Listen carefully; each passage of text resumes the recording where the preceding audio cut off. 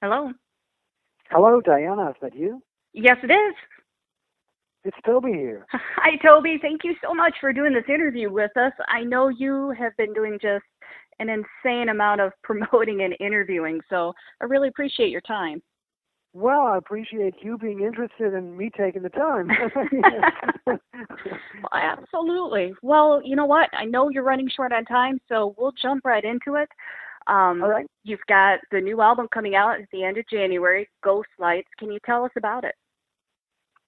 Well, it's a great album. It's the longest album I've ever recorded, which doesn't necessarily mean it's a great album, but it is a great album on top of it. And the bonus is it's not only a great album. There's a bonus, and it's a long. It's not only a long album. It's also a great album.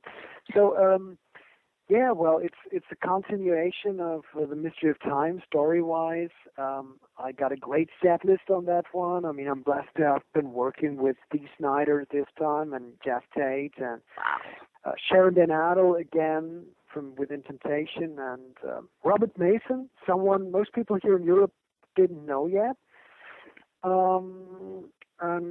Yeah, Marco Iettola. It's really a great album, and whenever you finish an album and you deliver it and give it to the press and kind of have to call it a day and just give it away and say, okay, here it is, it's done. Mm-hmm. You're always convinced about it, and you're always happy with it, and you're always proud of it, because if you would not be 100% happy with it, you wouldn't release it. Right. But in that case now, the feedback is so positive, so super positive. I mean, the press is usually very, very careful with what they say, and usually they don't say things like, this is the best album since blah, blah, blah. They usually are very careful because they don't want to make a fool out of themselves if other people think differently about it later on once the album gets released. But I have to say, a lot of press people who've listened to the album are saying that this could possibly be my strongest effort so far. Wow. That doesn't, I mean, I have to say that I really don't want to compare two albums to each other. Mm-hmm. It doesn't really make sense because, you cannot say this is better than that album, because it's all subjective. You cannot objectively judge. It's what is better, Highway to Hell or Back in Black? What is better, Holy Diver or Last in Line? They're all great albums, and I'm happy they all exist. So it's the same case with our albums. But I have to say, I think I know what the press means. They're believing that it's a great album. So would you say, can you give us a feel for what we can expect from it? Is it a kind of a concept album, or is it just different pieces, looped together? What could we expect for it? It's a concept album. I would say it's a kind of rock opera, and it's the continuation of The Mystery of Time. This is a two-album concept that started on the previous album, The Mystery of Time, mm-hmm. about a young agnostic scientist who is exploring the coherencies of time and spirituality, and how the lack of time, first he is not very spiritual, but later on he explores the coherencies of time and spirituality, and how the lack of time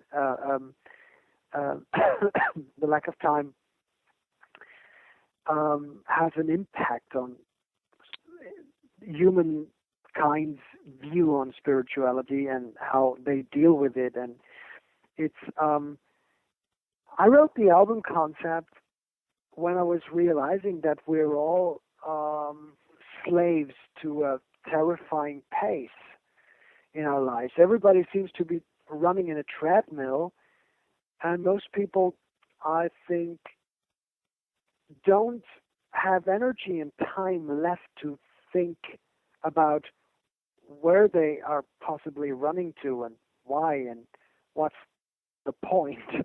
And right. And I had that feeling when I wrote the concept. And I wanted to write a beautiful story about that, a beautiful fairy tale set in Victorian England about a young scientist who is joining a group of scientists who are trying to manipulate every individual's perception of time and align everybody's individual perception of time, and along with it, everybody's pace. And what seemed as a progress for mankind um, to bring everybody at the same page and make the world a little smaller and make everybody come together a little closer by being at the same page. Hmm. Turns out to be eventually also a tool for a sinister force to control people by simply speeding up everybody's individual pace once it's aligned and it's a common pace, and tire people and burn them out so they don't have any energy left to think about what's really important in life. And Wow. because, I sometimes think when I look around that we are chasing questionable ideals. And that's what Ghostlights are referring to. We're chasing questionable ideals because we're too busy doing stuff at a terrifying pace to actually wonder what we really want from life and what truly matters in life. And that's what the concept is about. It's on one hand, it's a fairy tale set in Victorian England, but on the other hand, it's at the same time, if you unveil the metaphors and if you read what I put in those lyrics behind the metaphors, it's pretty much an analogy to our day and age, and that's what the story is about. Yeah. That's absolutely brilliant. So on your upcoming tour then, are you going to be playing both albums back to back, or how are you going to No. keep that, how are you going to keep the continuation throughout your shows? Well, I even though Avantasia is a metal opera, rock opera project sounds bad. It's a phenomenon. Even though it's a rock opera and metal opera phenomenon, on albums, when we do live shows, I want to approach it more. I want to transport the spirit of epic metal and symphonic operatic metal, and I want to make you feel like you're at the opera, at the metal opera, but at the same time, when putting together the set list, I don't want to bore people playing albums, concepts back to back, and and have us dress up as the scientist and Lucifer and spirituality, and that's Spinal Tap. No, I just want to go on stage and have an epic metal show, but deliver songs from all our eras, all different eras of the band, and play all sorts of songs. We're going to play 3 hours every night, at least. I said that, and we will keep that promise. And in those 3 hours, we're going to be 8 vocalists on stage. So what we will do is we will pretty much in those 3 hours deliver a best of set of the entire discography of the project. Wow. And so I want to make sure that I read correctly. Now there's going to be no other bands. It's just going to be Avantasia. Yeah, absolutely. Because we're playing 3 hours and I don't want any distraction. I don't want any ghost lights to prevent people from seeing the true brilliance of us. All right. So then with everything going on, what are you most excited about for the tour then? What are you looking forward to most?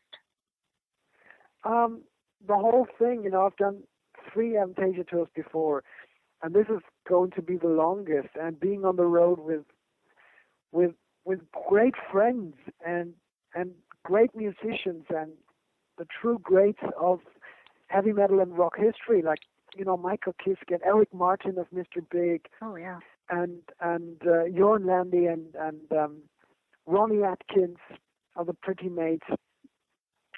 It's just great to be around those people and to share the stage with them and to travel the world with them and to just experience the whole madness. It's just, all tours were just like a school excursion, just like, we're all men, some of us. There's a woman as well. But it's just, but we behave like kids. It's just like, as soon as you lock 20 men at age 30 to age 60 on a tour bus, they will all end up behaving as if they were just 7. And not seven men, but 7-year-old men, Right. boys. And that's just great. It's just great. We have a valid reason and a valid excuse to behave as if we were 7 and travel the world and actually get paid for it. Isn't that great? Playing the music we all love. Well, and but we also know that sometimes life on the road could be a little bit difficult. You got a few things that, nothing ever goes perfectly, but what are you least excited about when you go on tour? Immigration. Airports, waiting lines. Wait at the yellow line. Don't cross this line. Stand here. Stand over there. Please take off your shoes, sir. What's in your wallet? Go to the left. Go to the right. What's your name? Take off your hat. Take off your sunglasses. Take off your wig. It's just, it's just, and waiting, of course, waiting and queuing up at airports. That's pretty dull. I have my Black Mamba card. The Lufthansa Gold card, so that will prevent me from some waiting lines. But apart from that, this is pretty dull. I can imagine. So, that leads me to my next question. There's a lot of beauty, but there's a lot of beast in the music industry. So what keeps you inspired after all these years to keep writing fresh material and to keep going through the pace of the recording and the long travels and everything else that's involved with it? Simply the love of doing it. I mean, I love doing it. I love every aspect of it. I feel blessed. Every morning I get up, I feel blessed to be able to be doing this, having turned my greatest passion into my job. I know that sounds cheesy, as if it was just written from a cheap calendar, but it's true. It's really, I get up in the morning and there's nothing that beats being me. It's just simply amazing. I love playing music, and I love being at home also, and just getting in the basement, opening a bottle of red wine, going to my studio and just start working, creating music that has not existed yet. And just, and then you have finished a piece of music and you're making it a demo recording, and you go through your own record collection and think, who could be the singer of it? And then you go, it's got to be Dee Snider. That's going to be Jeff Tate. And then asking those people and getting positive feedback, and things like, it's an amazing track and I want to do it, things like that from the mouth of Dee Snider and Jeff Tate. That's just, wow. There's nothing that beats that. And you're recording it, and you're getting actually the budget to do a great recording, not just record it in a home studio, but you get a budget to do it big time, all the way, from start to finish, the way you want to do it, and release it and get praise and acclaim. And then the next step, people love it so much they want to see it live, and you go on tour. And I feel just blessed doing it. Yeah. Well, what is one thing about Tobias that your fans may not know already? What's something that might catch them off guard a little bit or might make them laugh? That's hard to say. I never thought about those things. I don't know what fans don't know about me. That I'm not sure. I think sometimes people, there's two things that people don't see when I'm on stage. One is that I'm actually quite shy, and the other thing is that I'm actually quite short. I've heard that many times when you meet people in person. They say like, "Wow, I didn't know you were giant, but I never figured you were that short when I saw you." Oh my God! Actually, I am not that short, but that's what people probably think I'm. I don't know. Some people may have thought I was a tall guy or something, and I'm not exactly really extremely tall. Oh my gosh. So, well, here we go.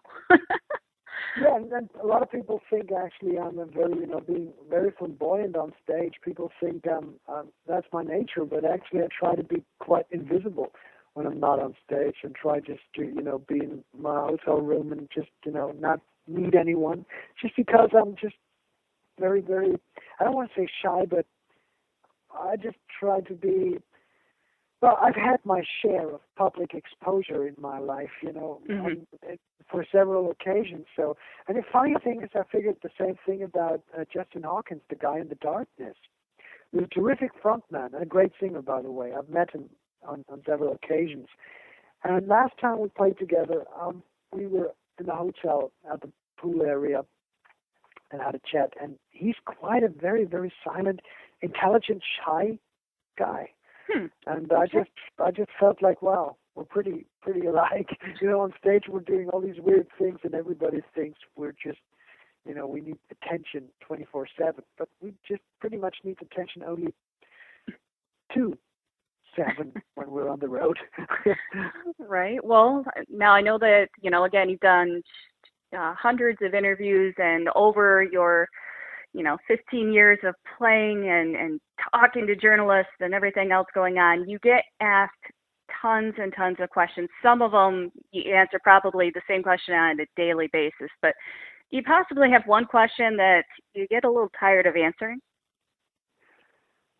Well, no, seriously not. I mean, I don't have any skeletons in the closet. There is nothing that, about, I was never fired from a band, and, I never had a fist fight with anyone, or, there's nothing that, no.